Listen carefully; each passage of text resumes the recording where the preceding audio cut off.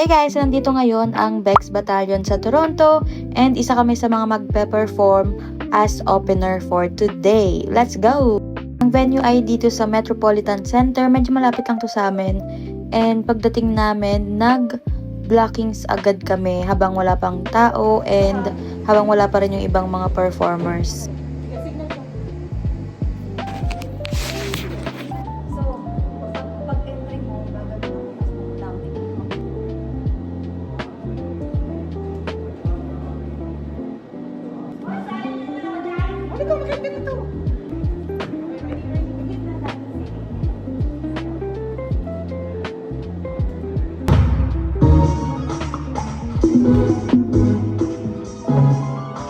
After namin mag-blockings and mag-rehearse, nag-start na akong mag-ayos ng hair and makeup. So, ako yung gumawa ng hair ng mga kasama ko. Ako yung pinaka-last na nag-asikaso kasi yung mga kasama ko, busy sila.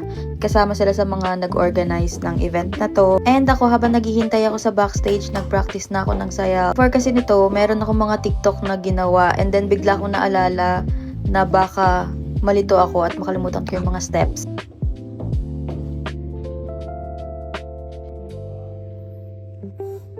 Pawis na ako.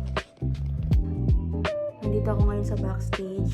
Today ay yung concert ng Bex Battalion dito sa Toronto. So, nandito si Chad Kinis, MC, and si Lassie. Andito kami ngayon sa Metropolitan Center. Para siyang classroom. So, hindi ko alam kung classroom to dati or classroom to pag weekdays. Kasi Yorkland High School. And nasa classroom ako. Hintay lang kami na tawagan para mag-perform. Ay, ito po. Huwag po kayo makulan na ako lang po ito. Magandang gabi sa inyong lahat.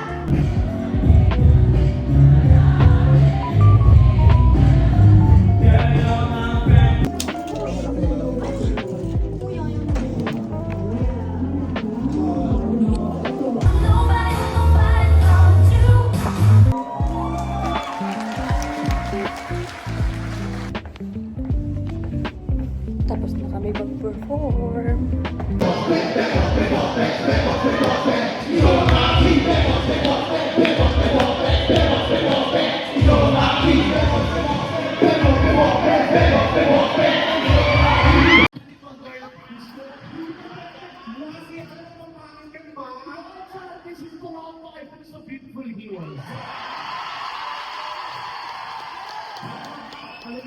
Ano ka naging beautiful? Eh, sa immigration ka sa Toronto, hindi ka lang hindi makapasok. Buti titignan ka namin altitude ng tanong. Nag-pick ka na ngayon, ha? Oo, siyempre, no? Yes! Para ibang grupo na. Dito, Bex Battalion! Yes, sama-sama. Kaya maraming salamat po sa inyo lahat for making this dream come true. Ganun mo sila.